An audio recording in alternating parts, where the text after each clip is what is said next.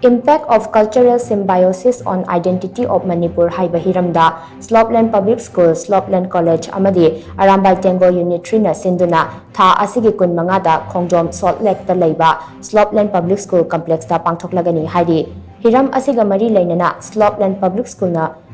Pangthokpa paugi mpham amada school asigi founder cum principal Nahakpam Babulin Maitain amasung ARAMBAI TENGGOL Unit 3 ge commander Soibam Kisan Nahai Lamdam asida khundaminariba phurup khudingmakna matau karamna nushi chanana laiminnarakibage amadi makha tana karamna laiminnagadage haiba asigi matangda mahairoi singna masa masada phaurakpa wakhalon kaya adu lai oina yekthokuna phongdokjaba yanaba amadi lamdam asida khundaminariba Phurup khudingmak amata oina nushi chanana hingminaba yanabagi pandamda competition asi pangthokpani competition asida class 3 dagi 4 class 5 dagi 8 class 9 dagi 12 amadi open haina category mari khaidoktuna pangthokani saruk yaningba mahairoi singna tha asigi kun mari faubagi manungda form thajilakpa yagani ayuk pung 12 dagi haugadawriba competition asigi damak mahairoi singna lai yeknanaba chenatana Atai layak pada changba potlam punamak masa-masana pujarakadabani haurakliba nahasingda maraipak nungsibagi wakhalon fauhanba amadi punna hingminabagi wakhalon fauhan gadawriba painting competition asida kanglu furup naidana layak pabu pamjaba mahiroi punamak saruk yabiyu haiki competition asida koi tawjagadabasi judges mangat saba judges mi mangana saba judges na HAIBA competition evaluation tawbigani dugulena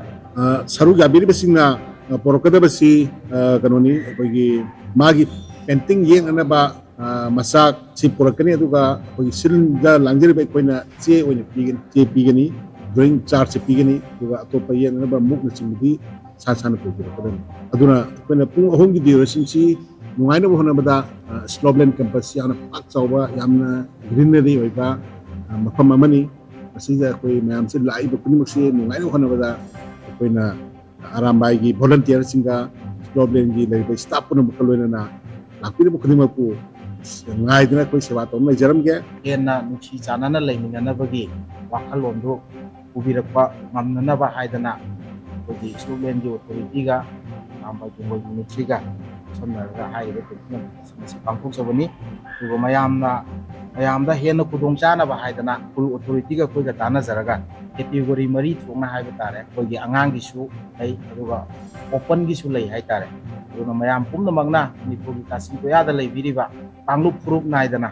बिपुम खुदिंग मंगना आयेकपा हाइबी मयाम ओपिरो अदुगा हाइरिबा कोई theme impact of cultural symbiosis on identity of Manipur हाइरिबा थीमसि मयामदा लाई ओनि येथोक बिरगा होनबिरमु nuchi chanana leiba leba ama oisi haibatu wakalo